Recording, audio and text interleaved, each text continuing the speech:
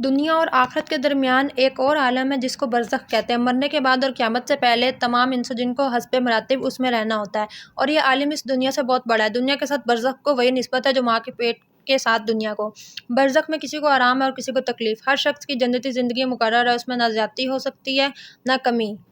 جب زندگی کا وقت پورا ہو جاتا ہے اس وقت حضرت عزرائیل علیہ السلام قبض روح کے لیے آتے ہیں۔ اس شخص کے داہنے بائیں جہاں تک نگاہ کام جاتی ہے فرشتے دکھائی دیتے ہیں۔ مسلمان کے آس پاس رحمت کے فرشتے ہوتے ہیں اور کافر کے دائیں بائیں عذاب کے۔ اس وقت ہر شخص پر اسلام کی حقانیت آفتاب سے زیادہ روشن ہو جاتی ہے، مگر اس وقت کا ایمان معتبر نہیں، اس لیے کہ حکم ایمان بالغیب کا اور اب غیب نہ رہا بلکہ یہ چیزیں مشاہد ہوگی۔ عقیدہ مرنے کے بعد بھی روح کا تعلق بدن انسان کے ساتھ باقی رہتا ہے، اگرچہ روح بدن سے جدا ہوگی مگر بدن پر جو گزرے گی روح ضرور اس سے آگاہ و متاثر ہوگی۔ جس طرح حیات دنیا میں ہوتی ہے بلکہ اس سے زائد۔ دنیا میں ٹھنڈا پانی، سرد ہوا، نرم فرش، لذیذ کھانا سب باتیں جسم پر وارد ہوتی ہیں، مگر راحت اور لذت روح کو پہنچتی ہے، اور ان کے عکس بھی جسم ہی پر وارد ہوتے ہیں، اور کلفت اور اذیت روح پاتی ہے، اور روح کے لیے خاص اپنی راحت و عالم کے الگ اسباب ہیں جن سے سرور یا غم پیدا ہوتا ہے۔ بینا یہی سب حالت برزخ میں ہے۔ عقیدہ مرنے کے بعد مسلمان کی روح حسب مرتبہ مختلف مقاموں میں رہتی ہے، بعض کی قبر پر، بعض کی چاہ زمزم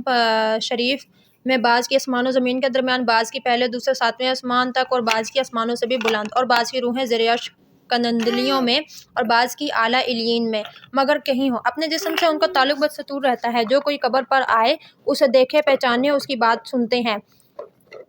کا دیکھنا قرب قبر ہی سے مخصوص نہیں۔ اس کی مثال حدیث میں یہ فرمائی ہے کہ ایک طائر پہلے قفس میں بند تھا اور اب آزاد کر دیا گیا۔ ائمہ کرام فرماتے ہیں بے شک پاک جانیں جب بدن کے علاقوں سے جدا ہوتی ہے، عالم بالا سے مل جاتی ہیں، سب کچھ ایسا دیکھتی سنتی ہیں جیسے یہاں حاضر ہیں۔ حدیث میں فرمایا جب مسلمان مرتا ہے اس کی راہ کھول دی جاتی جہاں چاہے جائے۔ شاہ عبد العزیز صاحب لکھتے ہیں کافروں کی خبیث روحیں بعض کی ان کے مرگھٹ یا قبر پر رہتی ہیں، بعض کی چابرود پہ، کہ یمن میں، کہ ایک نالے، بعض کی پہلی دوسری ساتویں زمین تک، بعض کی اس کے بھی نیچے سے جین میں، اور وہ کہیں بھی ہوں جو اس کی قبر یا مرگھٹ پر گزرے اسے دیکھتے پہچانتے بات سنتے، مگر کہیں جانے آنے کا اختیار نہیں کہ قید ہیں۔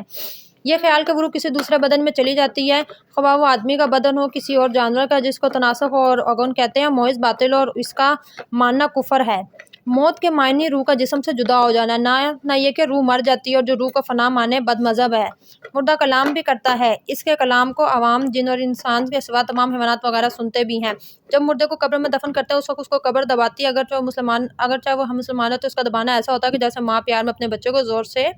چپٹا لیتی ہے، اور اگر کافر ہے تو اس کو اس زور سے دباتی ہے کہ ادھر کی پسلیاں ادھر کی ادھر ہو جاتی ہیں۔ جب دفن کرنے والے دفن کر کے وہاں سے چلے جاتے ہیں ان کے جوتوں کی آواز سنتے ہیں، اس وقت اس کے پاس دو فرشتے اپنے دانتوں سے زمین چیرتے ہوئے آتے ہیں۔ ان کی شکلیں نہایت ڈراؤنی ہبتناک ہوتی ہیں، ان کے بدن کا رنگ سیاہ اور آنکھیں سیاہ اور نیلی اور دیکھ کے برابر شعلہ زن ہے، اور ان کے محیط بال سر سے پاؤں تک، اور ان کے دانت کئی ہاتھ کے جن سے زمین چیرتے ہوئے آئیں گے۔ ان میں ایک کو منکر دوسرے کو نکیر کہتے ہیں۔ مردے کو جھنجھوڑتے ہوئے جھڑک کر اٹھایا، نہایت سختی کے ساتھ خرخت آواز میں سوال کرتے ہیں۔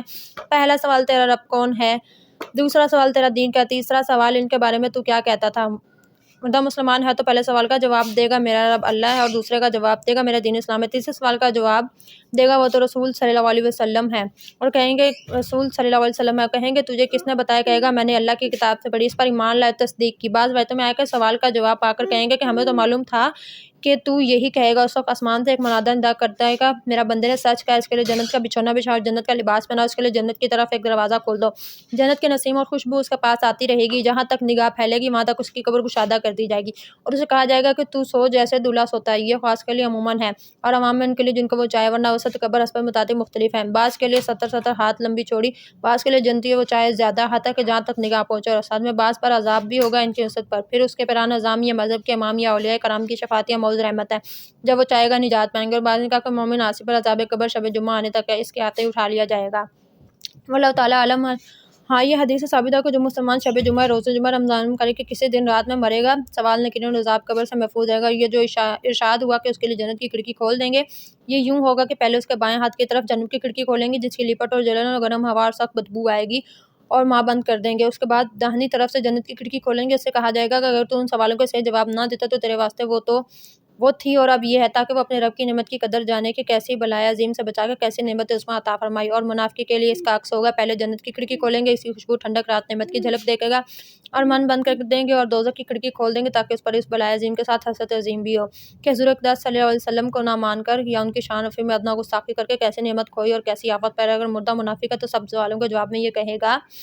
کہ افسوس مجھے کچھ معلوم نہیں، میں لوگوں کو کہتے سنتا تھا، خود بھی کہتا تھا۔ اس وقت ایک پکارنے والا آسمان سے پکارے گا کہ یہ جھوٹا ہے، اس کے لیے آگ کا بچھونا بچھاؤ اور آگ کا لباس پہناؤ، جہنم کی طرف ایک دروازہ کھول دو، اس کی گرمیاں لپٹو، اس کو پہنچے گا، اس پر عذاب دینے کے لیے جو فرشتے مقرر ہوں گے، جندے اور بحری ہوں گے، ان کے ساتھ لوہے کا گزر ہوگا، اور پہاڑ پر اگر مارا جائے تو خاک ہو جائے گا، اس طوڑے سے اس کو مارتے رہیں گے، نئے سانپ اور بچھو سے عذاب پہنچاتے رہیں گے، نئے اعمال اپنے مناسب شکل پر مستقل ہو کر کتا یا بھیڑیا اور شکل کے بن کر اس کو عذاب پہنچائیں گے، نیکیوں کے اعمال حسنہ مقبول محبوب صورت پر مشتمل ہو کر دیں گے۔ عذاب قبر حق ہے اور یوں ہی تنعیم قبر حق ہے، دونوں جسم اور روح دونوں پر ہے، جیسا کہ اوپر گزرا۔